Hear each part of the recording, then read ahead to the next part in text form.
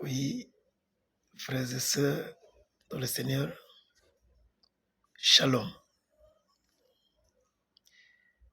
Est-ce que la paix de notre Seigneur Jésus-Christ soit avec vous et dans vos maisons? J'ai choisi aujourd'hui de vous partager encore une réalité dans les gens qui ont voulu conduire ce monde par l'intelligence charnelle ont changé des données. Je suis le docteur Serge Bertin Osebi. Je suis le père fondateur des églises de la Seconde Gloire dans le quartier général est à Wenze, dans la zone Cléopatra 753, au numéro 1463 de la rue Ludima. Je veux parler aujourd'hui sur le sabbat, le repos juif, c'est-à-dire le jour du Seigneur, le repos des chrétiens. Et je commencerai par vous lire Moïse. Moïse a bien expliqué sous la conduite de l'Esprit quelle était la volonté de Dieu dans cette journée. Dieu avait voulu que nous travaillions pendant 6 jours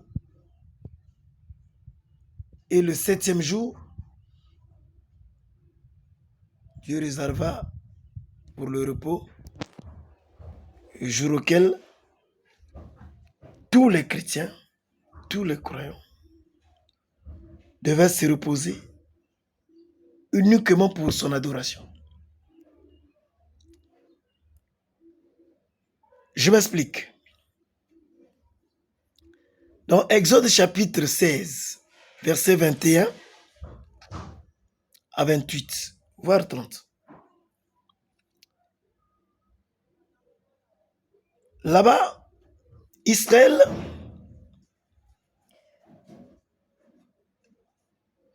ramassait la manne, le pain du ciel. Il ramassait le premier jour de la semaine, la manne ne tombait qu'une seule fois. Le deuxième jour, la manne tombait une seule fois. Le troisième jour, la manne tombait aussi une seule fois. Le quatrième, le cinquième et le 6e jour, la manne tombait 2 fois. Il devait ramasser 2 fois. Et le pain n'était pas infecté. Dieu préserva ce pain qui devait être utile pour ses fils au jour où il a dit qu'ils ne sortiront pas pour travailler.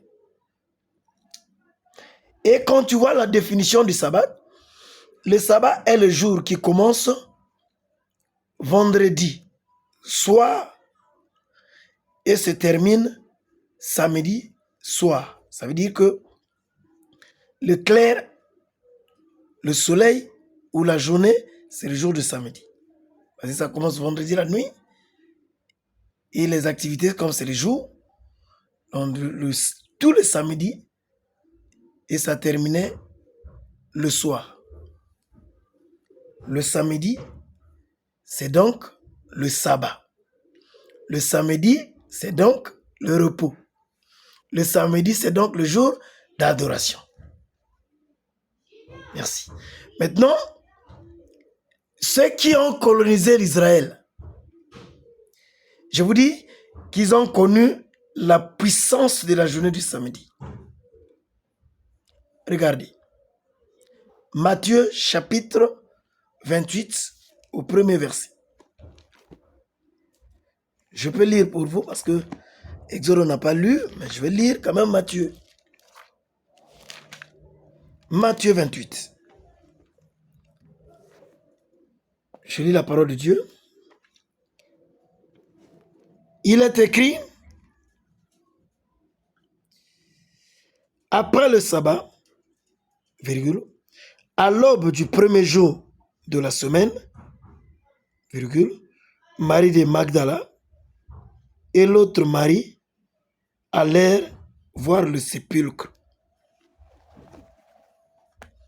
Il est écrit, après le sabbat, à l'aube du premier jour de la semaine. C'est clair. Donc le samedi passé, maintenant vers 4 heures,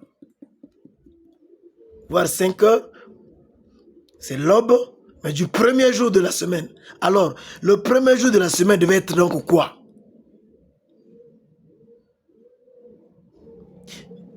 Bien-aimé, le premier jour de la semaine, c'est dimanche. Dieu a commencé donc à travailler dimanche, lundi, mardi, mercredi, jeudi, vendredi. Et samedi se reposa. Vous voyez? Maintenant, celui qui a institué que dans l'Exode, la main devait tomber 2 fois. Le vendredi, avait réservé quel miracle pour samedi. Or, c'était tellement un jour vraiment puissant, réservé par Dieu à son adoration, à son culte, que les humains, ceux qui ont conçu les calendriers, les Romains, connaissant le pouvoir du sabbat, là où ils ont colonisé, ils ont vu le sabbat, ils voyaient comment est-ce que les miracles devaient être faits ce jour-là, et ils ont changé ce jour, ils ont préféré mettre le sabbat dans le repos le dimanche, ils ont décalé un jour. Voilà pourquoi je demande aux bien-aimés dans le Seigneur de chercher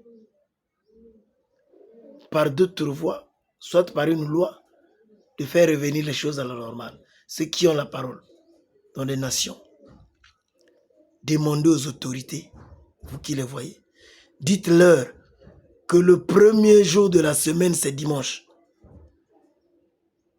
Et si nous voulons être en accord avec Dieu, nous devons l'adorer le samedi et le dimanche, nous devons aller au travail.